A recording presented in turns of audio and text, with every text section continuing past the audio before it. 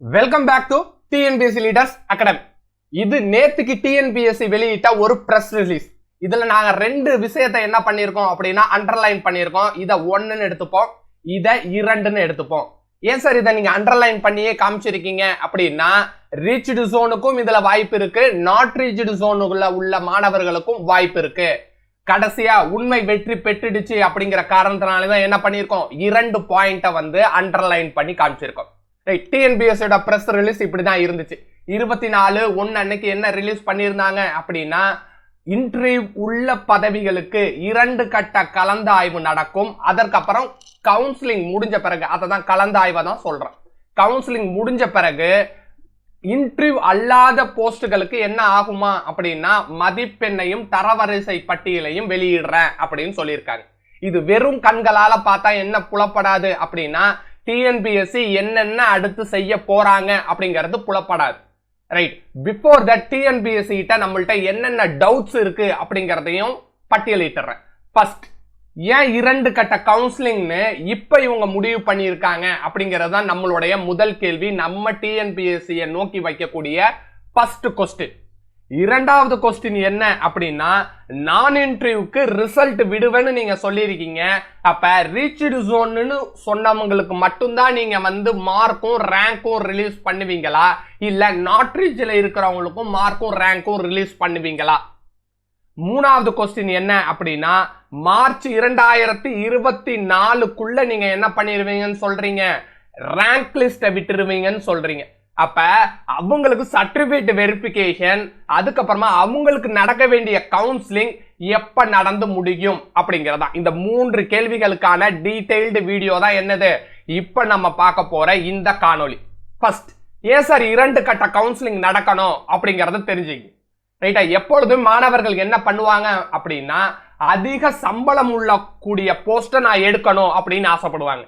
ஏன்னா 20 லட்சம் நகரல நீங்க முதல் ஆளா வரீங்க அப்படின்னா நீங்க என்னதான் விரும்புவீங்க, அதிக சேலரி இருக்கக்கூடிய போஸ்டுக்கு போகணும்னு பாப்பீங்க. ரைட், எல்லா சேலரியும் ஒரே லெவல்ல தான் இருக்கு. அப்ப என்ன நம்ம முடிவு பண்ணுவோம், பவர் உள்ள போஸ்டுக்கு போகணும்னு முடிவு பண்ணுவோம். ரைட்டா, இது 2 தான் என்னது ஒரு மாணவர் தன்னுடைய பதவியை தேர்ந்தெடுக்கும் போது செய்யக்கூடிய விஷயமா நம்ம டிஎன்பிஎஸ்சி லீடர்ஸ் அகாடமி பாக்குது. அப்ப இன்டர்வியூ போஸ்ட்ல நீங்க எத்தனை போஸ்ட் நீங்க வச்சிருக்கீங்க, 161 போஸ்ட் வச்சிருக்கீங்க. அப்ப நான் இன்டர்வியூன்னு சொல்லக்கூடிய 2A போஸ்ட்ல எத்தனை போஸ்ட் நீங்க வச்சிருக்கீங்க அப்படின்னா 439 போஸ்ட். இது எல்லாம் எப்படின்னா சேலரி ஈக்குவலா இருக்கக்கூடிய போஸ்ட். சேலரி ஈக்குவல் அப்படின்னா 100 ரூபா 200 ரூபா முன்னாடி பின்னாடி இருக்கும். ரைட்டுங்களா, 50,000 பதவிகளுக்கு உள்ள போஸ்ட்னு வச்சுப்போமே, எல்லாருக்கும் புரியணும், இந்த வீடியோ பார்க்குற அனைவருக்கும் புரியணுங்கிறதுக்காக இப்படி சிம்பிளிஃபை பண்ணியிருக்கோம். 50 ரூபாய் சம்பளம் வாங்கக்கூடிய ஒரு பதவி அப்படின்னு வச்சுப்போம். அப்ப 161 போஸ்டுக்கு நீங்க எத்தனை பேரை சார் நீங்க இன்டர்வியூக்கு கூப்பிட்டு இருக்கீங்க அப்படின்னா 483 நபர்களை நீங்க இன்டர்வியூக்கு கூப்பிட்டு இருக்கீங்க. ரைட்டா, இதுல 483 நபர்களுமே எனக்கு ஒண்ணு இந்த இன்டர்வியூ போஸ்ட் எல்லாம் வேணாம் சார், நான் என்ன பண்றேன், நான் இன்டர்வியூ போஸ்டுக்கு போறேன் அப்படின்னு சொல்ல முடியும் அப்படிங்கிற ஒரு ப்ராபபிலிட்டி எங்க இருக்கு, நம்மளுடைய இந்த இன்டர்வியூ செலக்ஷன்ல இருக்கு. அது என்ன சார் அந்த ப்ராபபிலிட்டி? 483 பேரை நீங்க கவுன்சிலிங் கூப்பிடுறீங்க, அதுல இருக்கிற எல்லாருமே என்ன சொல்லிடுறாங்க, எனக்கு சேலரி எல்லாமே ஈக்குவல் மாதிரி தான் இருக்கு, நான் என்ன பண்றேன் இன்டர்வியூ போஸ்ட் எடுக்கல, நான் இன்டர்வியூ போஸ்டுக்கே போறேன் அப்படின்னு சொல்லக்கூடிய மாணவர்கள் அதுல இருக்காங்கன்னு வச்சுங்க. இந்த 483 நபர்கள்ல எத்தனை நபர்கள் வேணான்னு சொல்றதுக்கு வாய்ப்பு இருக்கு அப்படின்னா 439 நபர்கள் சொல்றதுக்கான வாய்ப்பு இருக்கு. ஏன், 439 போஸ்டும் 50 ரூபாயிரம் சேலரி கொண்ட போஸ்ட். அப்ப எந்த போஸ்ட் பவரா இருக்கோ அந்த போஸ்ட்ல நான் போறேன் அப்படின்னு சொல்றதுக்கு யாருக்கு உரிமை இருக்கு, இந்த 483 நபர்களுக்கும் இருக்கு. அப்ப கவுன்சிலிங் 1 அப்படின்னு சொல்றோம்ல, இன்டர்வியூ பேஸ் 1 பேஸ் 2ன்னு ஏன் இங்க வருது அப்படின்னா, சப்போஸ் அந்த ப்ராபபிலிட்டி எல்லாம் இருக்குல்ல, யூனிட் 10ல நீங்க படிச்சிருப்பீங்க, அந்த ப்ராபபிலிட்டி படி இன்டர்வியூ 1ல வெறும் 44 பேர் தான் எடுக்கிறாங்க அப்படின்னா ஆட்டோமேட்டிக்காவே என்ன பண்ணி ஆகணும், ரீச்டு ஜோன்ல இருக்கக்கூடிய மாணவர்களை திருப்பி மேல கூப்பிடணும். அப்ப மேல கூப்பிடணும்னா ஆட்டோமேட்டிக்காவே என்னதான் ஆகுது அர்த்தம், அவங்களுடைய ரேங்க் லிஸ்ட விட முடியாத ஒரு சூழ்நிலை இருக்கு. அப்ப ரீச்டு ஜோன்ல இருந்து எங்க கூப்பிட்டாகணும் அப்படின்னா இன்டர்வியூக்கு கூப்பிட்டாகணும். ரைட்டா, இன்டர்வியூக்கு கூப்பிட்டு அந்த 161 போஸ்ட நீங்க ஃபில் பண்ணி ஆகணும். ரைட்டா, 161 போஸ்ட ஃபில் பண்ணி முடிச்ச பிறகுதான் நீங்க ஆட்டோமேட்டிக்காவே எங்க வருவீங்க அப்படின்னா நான் இன்டர்வியூ போஸ்ட்னு சொல்லக்கூடிய 2A போஸ்டுக்கு வந்தாகணும். ரைட் சார், இப்ப மாணவர்கள்ட்ட ஒரு கேள்வி இருக்கலாம், இப்ப இன்டர்வியூ 3 தேவைப்படாதா அப்படின்ட்டு. இன்டர்வியூ 3ங்கிறது என்ன பண்ணாது, தேவைப்படாது. ஏன்னா ஆல்ரெடி 483 பேர்ல எத்தனை பேருக்கு தான் ஒரே சேலரி கிடைக்கிறதுக்கான வாய்ப்பு இருக்கு. எனக்கு இன்டர்வியூ போஸ்ட் வேணாம்ப்பா, நான் இன்டர்வியூ போஸ்ட்லயே நான் எடுத்துக்கிறேன் அப்படின்னு சொல்லக்கூடிய வாய்ப்பு 439 நபர்களுக்கு தான் இருக்கு. ஏன்னா 439 நபர்களுக்கு மேல நான் இன்டர்வியூ போஸ்டுக்கு வராங்க அப்படின்னா அவங்களுக்கு நம்ம கிரைட்டீரியாவா வச்சிருக்கக்கூடிய சேலரி கிடைக்காம போயிடும். ரைட், அப்ப சேலரி கிடைக்கல ஆட்டோமேட்டிக்காவே என்ன பண்ணிடுவாங்க, ஸ்டூடெண்ட்ஸ் எனக்கு அதிக சேலரி உள்ள போஸ்ட் போதும் அப்படின்னு இன்டர்வியூ போஸ்ட்லயே இருக்கிறதுக்கான வாய்ப்பு அதிகம். இதுவும் ப்ராபபிலிட்டி தான். ரைட்டா, இந்த ப்ராபபிலிட்டி இன்டர்வியூ 2க்கு மேல போகாது அப்படின்னு டிஎன்பிஎஸ்சி நினைக்கிறாங்க. ரைட்டா, இதை நம்ம முன்னாடியே சொல்லியிருக்கோம். ரிசல்ட் விட்ட அன்னைக்கே என்ன சொல்லியிருக்கேன் அப்படின்னா 483 நபர்களை நீங்க எப்படி தேர்ந்தெடுத்தீங்க, 2:5 நீங்க கூப்பிடுறீங்களா, இன்டர்வியூ ஒரே இதுல முடியுமா, இல்ல அந்த மாணவர்களுக்கு ஒரு ரைட் இருக்கு, ஏன்னா எந்த பதவியில நான் போய் ஜாயின் பண்ணணும்னு.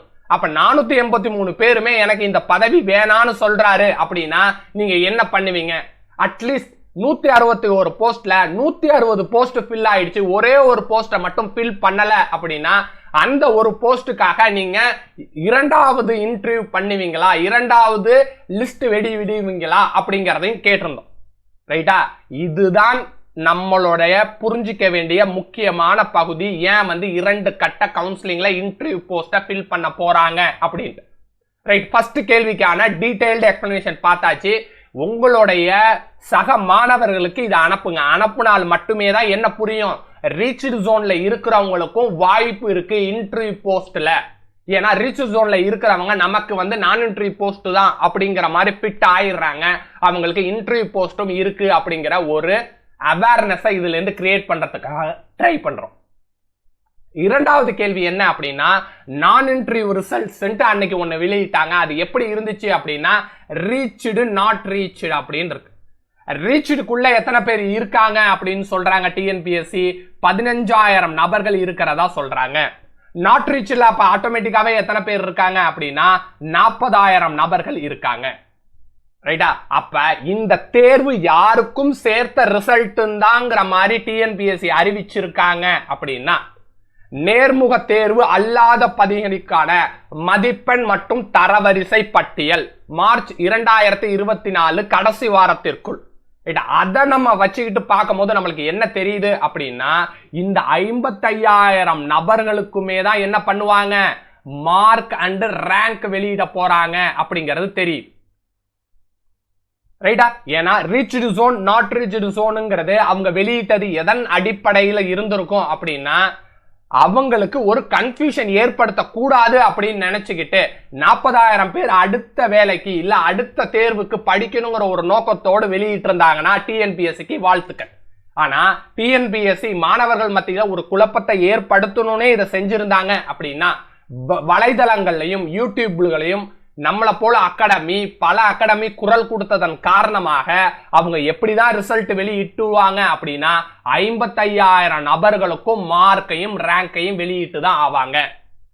ரைட்டா, இதற்கு எவ்வளவு காலம் சார் ஆகும் அப்படின்னா டிஎன்பிஎஸ்சி தரப்புல இருந்து சொல்லி இருக்கக்கூடிய பதில் என்னன்னா மார்ச் 2024 இறுதி வாரத்திற்குள் வெளியிடப்படும் சொல்லியிருக்காங்க. அப்ப இங்க ஒரு 10 நாள் இருக்குன்னு வச்சுப்போம். ரைட்டா, இங்க ஒரு 29 நாள் இருக்குன்னு வச்சுப்போம், இங்க ஒரு 31 நாள் இருக்குன்னு வச்சுப்போம். அப்ப நான் இன்டர்வியூ ரிசல்ட்ஸ் நம்மளுடைய பார்வைக்கு வரதற்கு எத்தனை காலங்கள் ஆகும் அப்படின்னா 60+ டேஸ் ஆகும். 60+ டேஸ்க்கு அடுத்ததுதான் என்னது, ஏப்ரல் மாதத்துல நம்ம சிவி சர்டிபிகேட் வெரிஃபிகேஷன் நடக்கலாம். மே மாதத்துல அவங்க கவுன்சிலிங் லிஸ்ட் வெளியிடலாம். மே மாத இறுதிக்குள் கவுன்சிலிங் முடியலாம். ரைட்டா? அப்படி இது எல்லாமே முடிஞ்சாலும் எத்தனை பேருக்கு சார் வேலை கிடைச்சிருக்கும் அப்படின்னா, டிஎன்பிஎஸ்சி தரப்புல இருந்து சொன்ன மாதிரி 6000 நபர்களுக்கு வேலை கிடைச்சு முடிச்சிருக்கும். ரைட்டா? இப்பதான் நம்ம ஒரு முடிவு எடுக்க வேண்டியது இருக்கு. அப்ப 6000 நபர்களுக்கு வேலை உறுதி. 55,000 நபர்களுக்கு அவங்க ரிசல்ட் விடுறதாவே இருக்கட்டும். 55,000 நபர்கள்ல எத்தனை பேருக்கு சார் வேலை கிடைக்கும்? ஒரு மாசம் 2 மாசம் முன்னாடி பின்னாடி போதுன்னே வச்சுப்போமே. மே மாசம் கூட இல்ல, ஜூன் மாசம் கூட ஆகுது கவுன்சிலிங்னு நம்ம வச்சுக்கலாம். ஆனா 6000 நபர்களுடைய வாழ்க்கை ஒரு நல்ல தொடக்கமாக மாறிடும். ரைட்டா? அந்த 6000 நபர்கள் அல்லாத 49,000 நபர்கள் என்ன பண்ணணும் அப்படின்னா, நீங்க திருப்பி டிஎன்பிஎஸ்சி தேர்வை எதிர்கொள்றதுக்கான மனநிலையை வளர்த்துக்குங்க. இவ்வளவு டீடைல்டா போடுறதுக்கான காரணமே என்ன அப்படின்னா, இது வெறும் கண்களால பார்த்தா இந்த மாதிரி விடயங்கள் மாணவர்களுக்கு புலப்படாது. அதனாலதான் என்ன பண்றோம், நம்ம அகாடமி போல எக்ஸ்பர்ட் டீம் உங்களுக்கு அதுல இருக்கக்கூடிய ஒவ்வொரு டவுட்ஸையும் டீடைல்டா எக்ஸ்பிளைன் பண்றோம். அப்ப ஃபர்ஸ்ட் क्वेश्चनக்கு எக்ஸ்பிளைன் பண்ணியாச்சு, இரண்டாவது கேள்விக்கும் எக்ஸ்பிளைன் பண்ணியாச்சு. மூன்றாவது கேள்வி என்ன அப்படின்னா, டிஎன்பிஎஸ்சியை எதிர்நோக்கிற கேள்வி கிடையாது, உங்களுக்கு எதிர்நோக்கிற கேள்வி. ரைட்டா? நீங்க டிஎன்பிஎஸ்சிக்கு படிக்கிறீங்க அப்படின்னா நம்மளுடைய அகாடமியை காண்டாக்ட் பண்ணுங்க. உங்களுக்கு எந்த விதத்துல உதவலாம். ஏன்னா நீங்க எல்லாருமே என்னது 50% ஆல்ரெடி பாஸ் பண்ணிட்டீங்க. அப்படி பாஸ் பண்ண உங்களுக்கு நம்மளுடைய அகாடமியால என்ன உதவிகள் செய்ய முடியுமோ இந்த 49,000 நபர்களுக்கும் சொல்றேன். இந்த 49,000 நபர்கள் உங்களுடைய கனவு வேலை டிஎன்பிஎஸ்சி அரசு வேலை என்றால் நம்மளுடைய அகாடமியை காண்டாக்ட் பண்ணுங்க. உங்களுக்கு என்ன விதமான ஹெல்ப் பண்ண முடியுமோ அந்த ஹெல்ப்பை பண்றோம் அப்படிங்கறத சொல்லிக்கிறோம். நம்மளுடைய நோக்கம் என்னது, ரிச் ஜோன்ல இருக்கிறவங்களுக்கும் மார்க் வரணும், நாட் ரிச் ஜோன்ல இருக்கிறவங்களுக்கும் மார்க் வரணும். நம்மளுடைய உண்மை வெற்றி பெற்றாகணும். Wish you all the best. Thank you to all.